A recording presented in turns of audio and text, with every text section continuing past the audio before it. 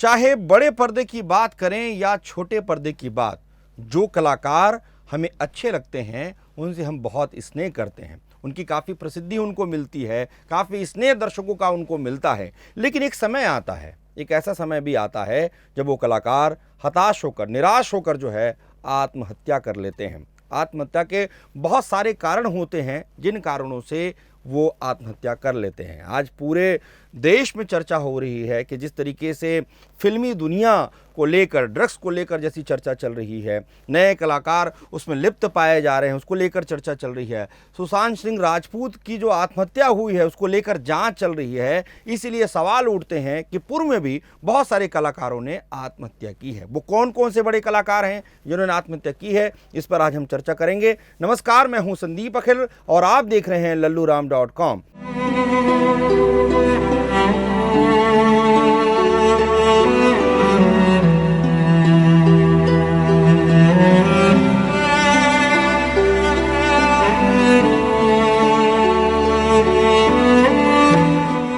सबसे पहले हम चर्चा करेंगे गुरुदत्त के बारे में। गुरुदत्त जो हैं देवानंद के बहुत अच्छे मित्र थे, बहुत शानदार शानदार फिल्में उन्होंने दी हैं। आखिर उन्हें आत्महत्या क्यों करनी पड़ी?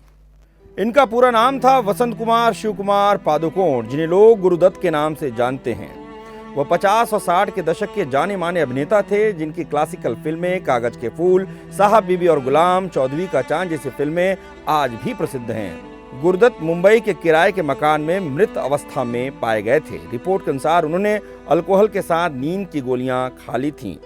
इसके पहले भी वो 2 बार सुसाइड करने की कोशिश कर चुके थे। अब हम चर्चा करते हैं परवीन बॉबी की। बड़ी खूबसूरत अभिनेत्री, बड़े दीवाने थे लोग उनके। एक जमाने में उनके अफेयर की बड़ी चर्चा चलती थी, चाहे महेश भट्ट को लेकर हो, चाहे अमिताभ बच्चन को लेकर उनका लगाव हो। लेकिन एक समय ऐसा आता है कि वो मृत पाई जाती हैं। साल 2005 में अभिनेत्री परवीन बॉबी को अपने अपार्टमेंट में मृत पाया गया था। परवीन बॉबी अपने घर में अकेली रहती थीं और अकेलेपन में ही इस दुनिया को हमेशा के लिए अलविदा कह दिया उन्होंने। जब पड़ोसियों ने शिकायत की तो उसके बाद पता चला दरवाजे से अखबार और दूध वो नहीं ले जा पा रही थीं, तो पड़ोसियों को शक हुआ। उसके बाद जांच की गई तो पाया गया कि वहां परवीन बॉबी मृत हैं। वो अपनी बीमारियों से लगातार जूझ रही थीं और इसी निराशा के चलते उन्होंने आत्महत्या कर ली। उनकी कई फिल्में बड़ी सुपरहिट रही हैं, चाहे अमर अकबर एंथोनी की बात करें, खुद्दार, क्रांति, द बर्निंग ट्रेन, बहुत सारी उनकी प्रसिद्ध फिल्में रही हैं। अब बात करते हैं सिल्क स्मिता की। सिल्क स्मिता पर फिल्म भी बनी जिस पर विद्या बालन ने अभिनय किया था। एक समय आता है कि वो भी आत्महत्या कर लेती हैं। एक समय ऐसा भी था कि जब लोग सिल्क स्मिता के दीवाने थे।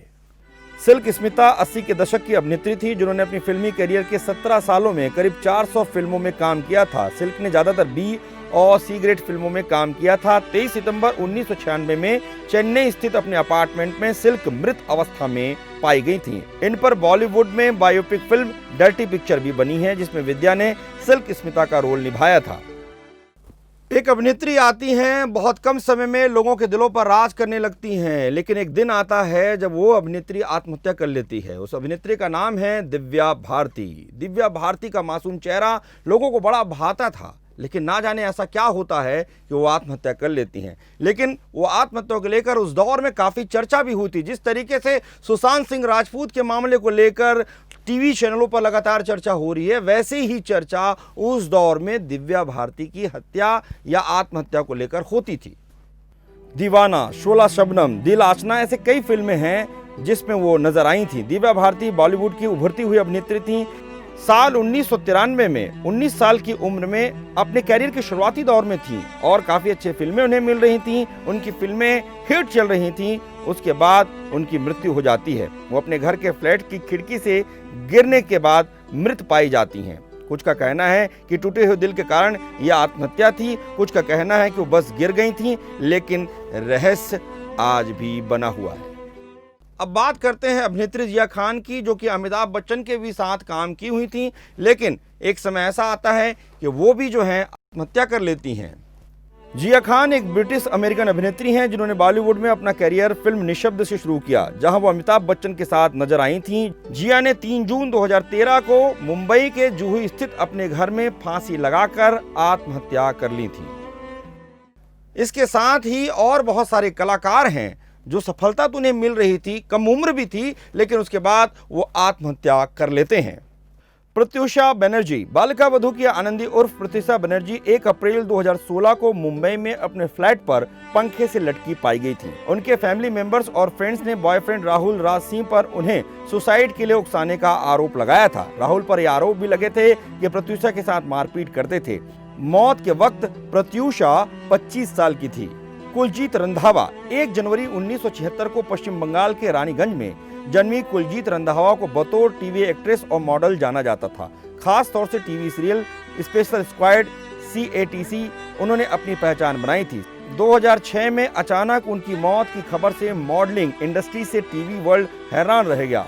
30 साल की उम्र में उन्होंने जुहू मुंबई स्थित अपने अपार्टमेंट में आत्महत्या कर ली थी और अपने सुसाइड नोट में उन्होंने लिखा था कि मैं जिंदगी के दबाव को झेल नहीं पा रही हूँ, इसलिए सुसाइड करने जैसा कदम उठा रही हूँ। टीवी एक्ट्रेस और मॉडल नफीसा जोसेफ की मौत किसी रात से कम नहीं है। 1997 में मिस इंडिया यूनिवर्स का ताज अपने नाम करने वाली नफीसा साल 2004 में महज 26 साल की उम्र में फांसी के फंदे पर झूल गई। नफीसा ने अपने करियर की शुरुआत एक मॉडल के रूप में की थी, लेकिन उन्होंने एक एक्ट्रेस के रूप में भी अपनी पहचान बनाई थी। उन्हें MTV पर एक शो होस्ट करने के लिए भी जाना जाता है।